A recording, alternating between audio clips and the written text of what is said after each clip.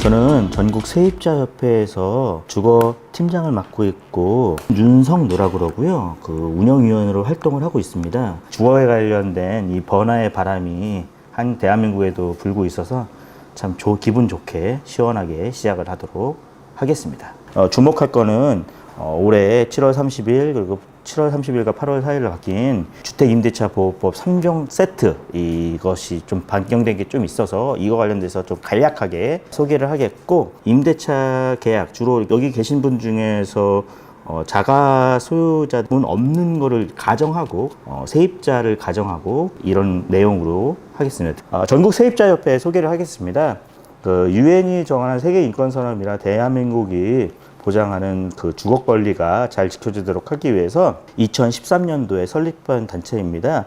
그래서 저희는 전월세 인상률 상한제, 자유계약갱신 청구권, 그리고 분쟁조정위원회, 그리고 공공임대주택이 지금 현재 전국적으로 5%, 6%밖에 안 되는데 그것이 많이 있을 수 있도록 주장하고 있고, 이 권리를 바탕으로 해가지고 이 세입자들의 이 권익 향상에 더욱더 노력을 하도록 하겠습니다. 임대차 보호법이 좀 군부 정권 때 만들어지고 이후에 바뀌지가 않았었어요. 지금 31년이 지났음에도 불구하고 그대로의 상태로 지금 부동산이 계속 간 겁니다. 그러다 보니까 변화되는 흐름을 따라가지 못하고 있다 보니까 세입자들의 권리는 더욱더 안 좋아졌죠. 그래서 이제는 좀 바꿔야 한다 해가지고 좀 주장을 하고 출범식을 갖고 1년 동안 주장한 결과 그래도 좀 미약하나마 변경이 되는데 조금 이바지하지 않았나 싶습니다.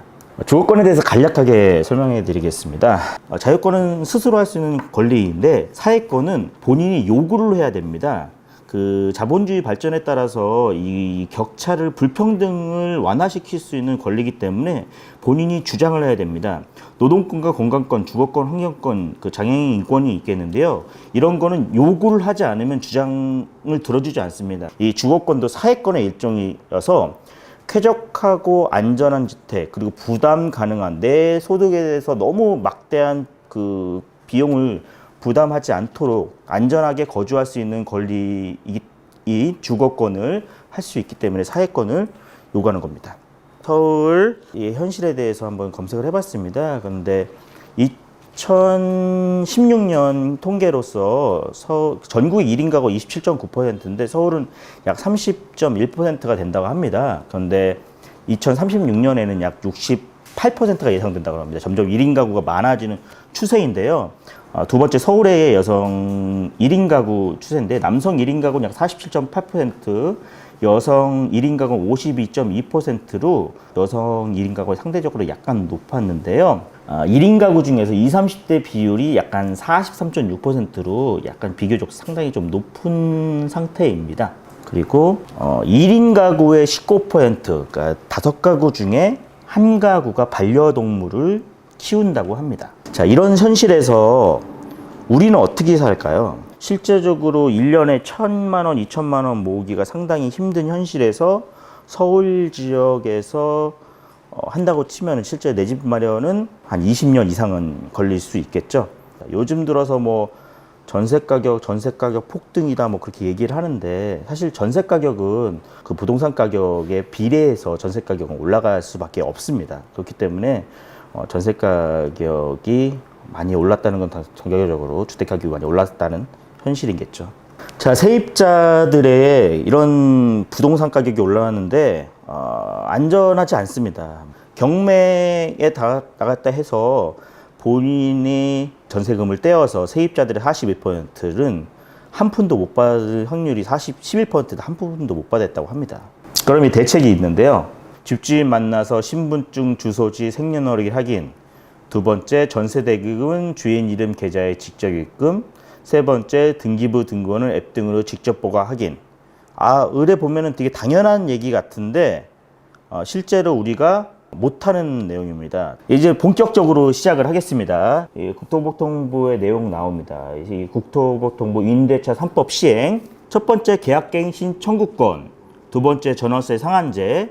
세 번째, 임대차 신고제. 계약갱신 청구권은 임차인이 희망시 한 번을 계약갱신 청구할 수 있습니다. 임차인이 한 번 2년 차수를 쓸 수 있는 겁니다.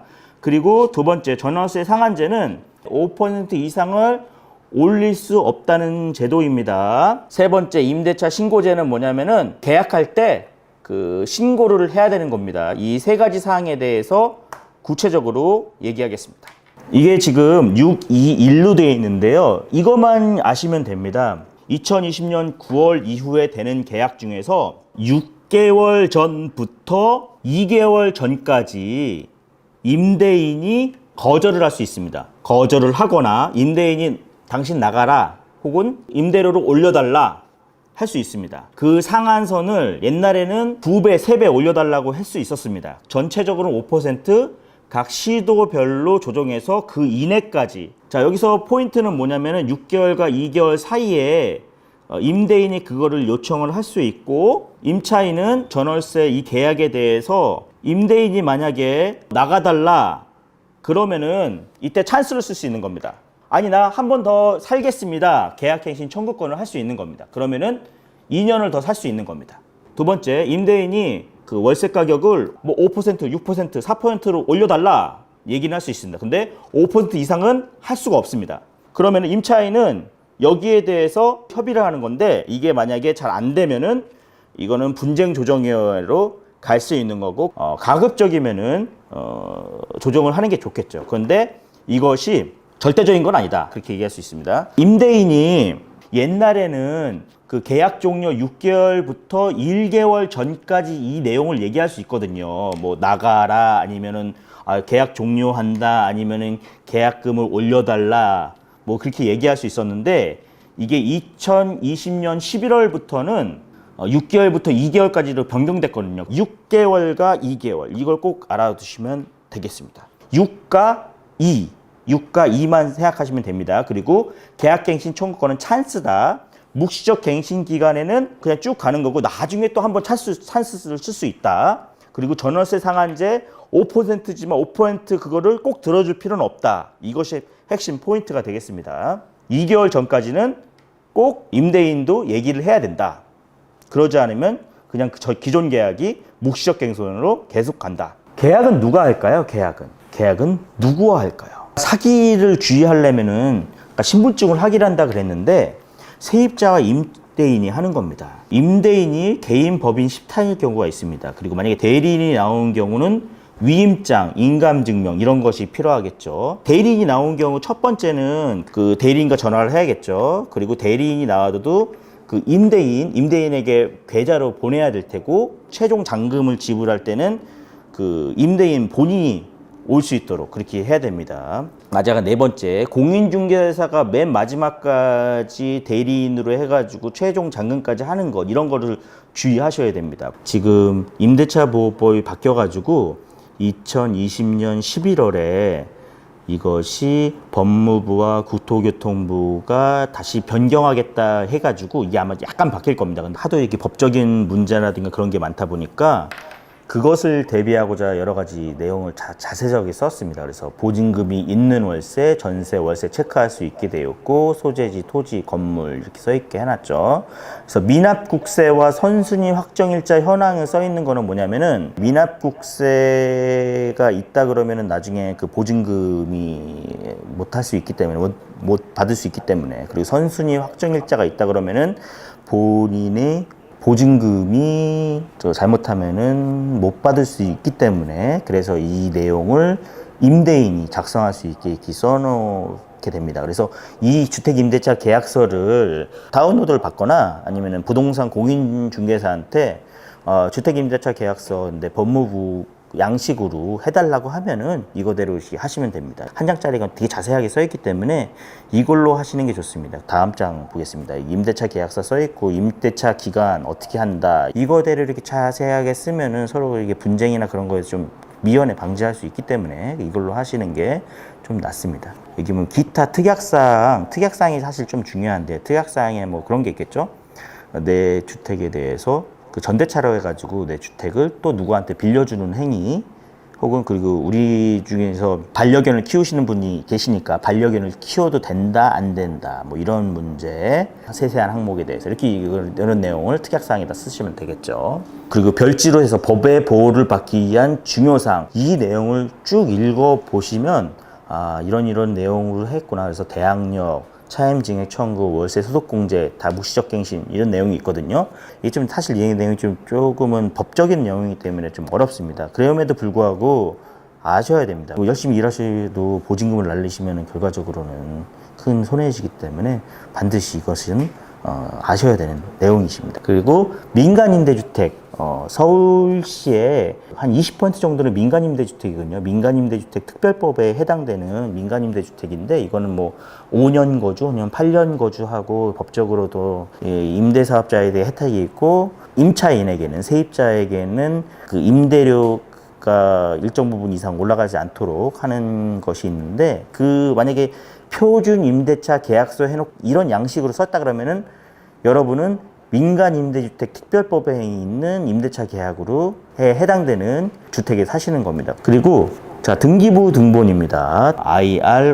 iros.go.kr 인터넷 등기소에서 이것을 할 수 있고 인터넷으로도 핸드폰으로도 이것을 볼 수 있어요. 그래서 이것으로 해가지고 본인의 집을 이걸 한번 떼보세요. 내용은 뭐냐면 표제부는 건물 내용을 쭉 써놓은 거고 건물 형태를 써놓은 거고 등기부 등본은 소유와 채권사항을 써놓은 겁니다. 그래서 갑구는 소유권, 누구한테 소유권이 있는지, 그리고 을은 누구한테 채권사항이 있는지를 써놓은 겁니다. 두 번째, 자, 거주할 목적물 주택은 어떻게 확인할? 건축물 대장은 건물의 등기부 등본인데 행정부 소관이거든요. 정부24 인터넷 웹페이지 그 gov.kr 정부24 사이트에서도 이게 인터넷으로도 쉽게 확인할 수 있거든요. 건축물 대장. 그래서 여기서 건물의 관계, 뭐 여러 건물의 상태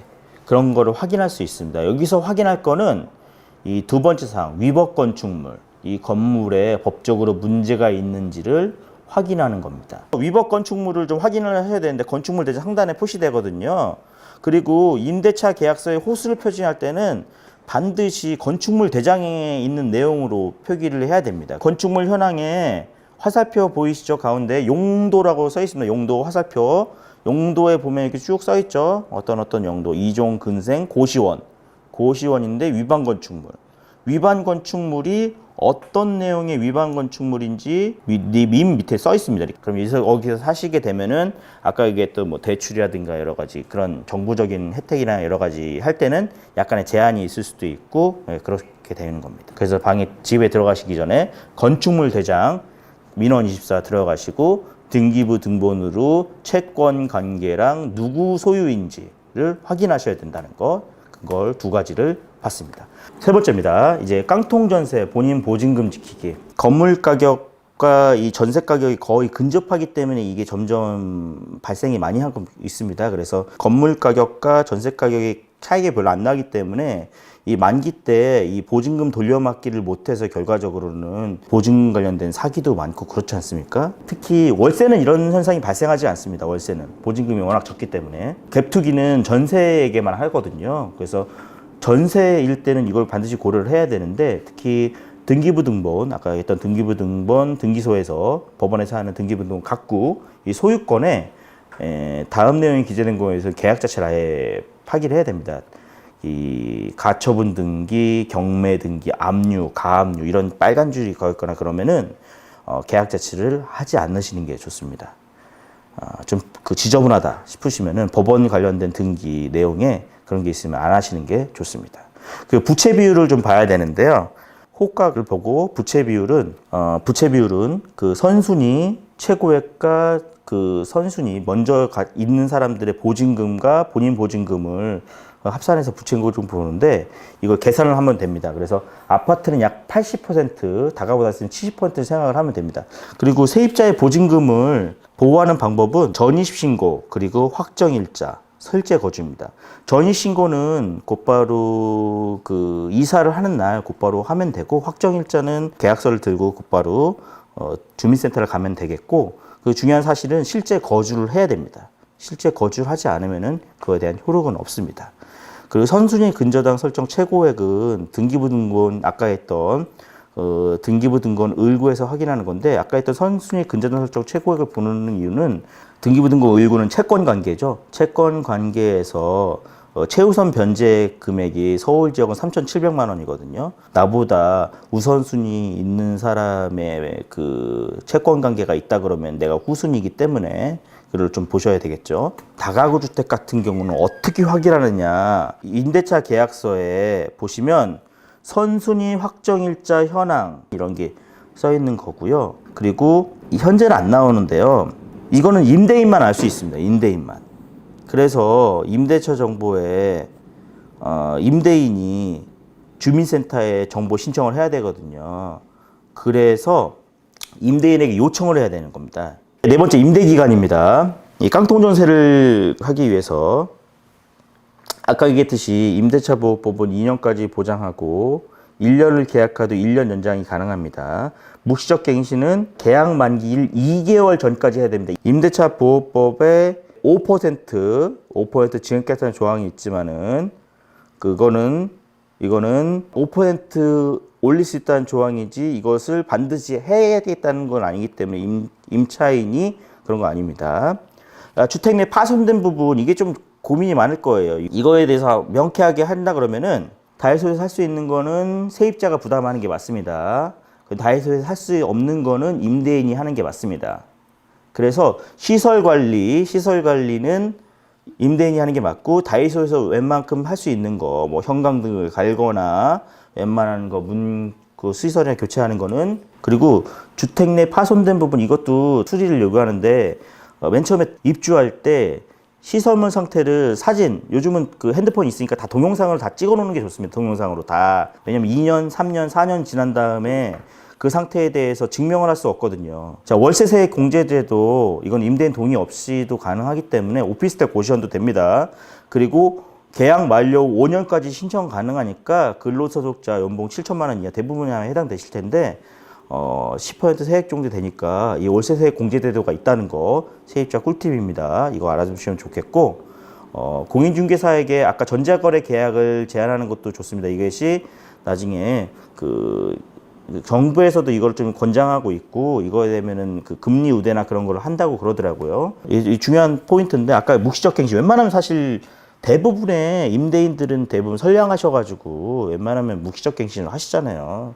임대차 계약 자동 연장되고, 사실 웬만하신 임대인들은 웬만하면 다 월세로서 해가지고 받으시고, 이 부동산 매매 차익가 하시는 분만 전세로 하시잖아요. 그래가지고 별로 크게 이렇게 증액이나 그런 거 안 하시더라고요. 근데 아무튼 이 임대차 계약이 자동 연장한 경우에 계약 종료할 이사를 3개월 전에 이야기하면 원래 사실 법적으로는 종료가 됩니다. 그리고 보증금 안전하게 반환받기, 이제 임대차 계약 해지를 먼저 통보를 하셔야겠죠. 임대차 계약 만료일 최소한 6개월 전에 얘기를 좀 미리 하시고, 임대인이 보증금을 미리 준비할 수 있도록 하는 게 좋습니다. 그런데 임대인 답이 보증금을 제약하게 할 수 있는데 보증금을 반환해 줄 수 없는지를 일단 약간 검증을 해야 됩니다. 어떻게 검증을 하느냐? 계약 만기 언제 이거를 보증금을 주시겠습니까? 할 때 답이 두 가지겠죠. 계약 만기일 매달월에 반환해 주겠다. 1번인 경우에는 괜찮은 경우입니다. 이 부분은 확실하겠죠. 근데 두 번째 경우, 다음 세입자 오면 주겠다. 2번인 경우가 조금 악성이고 고민이 많을 겁니다. 그렇죠? 그렇기 때문에 어떻게 해야 되냐? 지금 내가 새로운 곳을 알아봐야 된다. 그렇기 때문에 지금 금액에서 10%나 좀 우선적으로 줄 수 있느냐 해가지고 준다고 하면, 10%를 준다고 하면 그 사람은 줄 마음이 있는 거예요. 그리고 내가 어디 계약을 했고 이 매달 며칠 날 잔금까지 다 치릅니다. 그렇게 해가지고 무언의 압박을 줘야 되는 겁니다. 그렇게 해야지 임대인도 이 사람이 나가기로 확정이 됐고 언제까지 나가게 됐고 나머지 금액도 이 사람이 임차인이 요구를 하겠구나라고 해가지고 해야 되는 거죠. 그래서 이 보증금 10%를 미리 받아는 것이 이거의 포인트입니다. 그러면은 본인도 움직여야 되는 겁니다.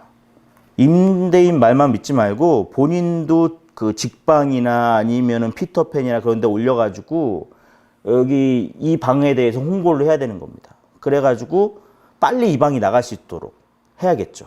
예. 그리고 아까 계속 산다 그랬으면 그렇게 하는 거고, 이사를 가야겠다고 결정 내리면 이제 조금 복잡합니다. 이제 법적 장치를 확보해야 되는 겁니다. 내 보증금을 이제 이 건물에다가 채권을 해야 되는 겁니다. 아까 얘기했듯이 아까 했던 법원 법원 그 등기에다가 그 빨간 등기를 딱 찍는 겁니다. 그게 임차권 등기거든요. 이 건물의 전세 보증금을 안 줘서 이 임대인이 내가 임차권 등기를 했습니다 해놓고 그 등기를 딱 하는 겁니다. 그럼 이거는 빨간줄 거기 때문에 이 임차권이 등기가 되는 순간 이 건물 자체에 엄청난 압박이 되는 겁니다. 웬만하면 이렇게 안 하는 게 좋죠. 자, 깡통 전세, 이게 제일 황당한 경우인데요. 예. 집값도 하락하고 임대인이 뭐 보증금도 다 없고 완전히 그냥 그런 상태입니다. 경매도 되고 이럴 때는 여러 가지 진짜 너무 복잡한 상황이기 때문에 지금 이거는 진짜 전문가의 상담, 전국 세입자협회 상담을 받아야 됩니다. 너무 어려운 상황이기 때문에 근데 이 상황까지 가는 주택은 가급적이면 안 들어가는 게 좋겠지요. 예. 그래서 이전에 깡통 전세부터 안 들어가는 게 좋습니다. 사실 주변 시세보다 저렴한 거에선 이유가 있는 겁니다. 그게 전세에서 주변 시세보다 저렴한 데는 이유가 있기 때문에 의심하셔야 됩니다. 최우선 변제를 믿지 마세요. 그 공매 있죠, 공매 캔코로 넘어간 경우에는 이 변제금이 이 최우선 변제 이게 해당이 안 되거든요. 공매로 넘어갔을 경우는 이 제도가 해당이 안 되거든요. 그러면은 이게 해당이 안 돼가지고 이거의 변제금을 못 받으실 수가 있는 겁니다. 본인이 만약에 최우선 변제금이 해당돼서 5천만 원이다, 보증금이 5천만 원이다 그러면은 3,700만 원까지 받을 수 있겠구나 했는데 그걸 못 받을 수도 있는 겁니다. 아까 주거권 얘기했듯이 권리거든요, 권리. 이게 지금까지는 30년 동안은 이게 맨날 나가라면 나가지 본인 보증금도 못 찾고 막 그러게 권리라고 인식을 못 해가지고 주장을 못 했는데 앞으로는 좀 주장도 하고 이 공정한 거래에서 이렇게 서로 간에 쌍방으로 얘기했으면 좋겠습니다. 이걸 사실 우리가 마트나 편의점을 가도 우리가 지불하거나 그 지출한 거에 대해서 정당한 효능을 얻잖아요. 그런데 이 주거와 관련된 거에서는 정당한 돈을 내는에도 불구하고 항상 움츠러드는 것 같아요, 세입자들은. 지금까지 나의 주거 권리, 계약부터 이사까지 구로 청년 주거 로드라는 구로 청년 전체 네트워크와 함께 강의를 하였습니다. 저는 전국 세입자협회에서 활동하고 있는 윤성노입니다. 지금까지 시청해 주셔서 감사드리고요. 앞으로도 궁금하신 사항이 있으시면은 질문이나 그런 거 하시면은 감사드리겠습니다. 감사합니다.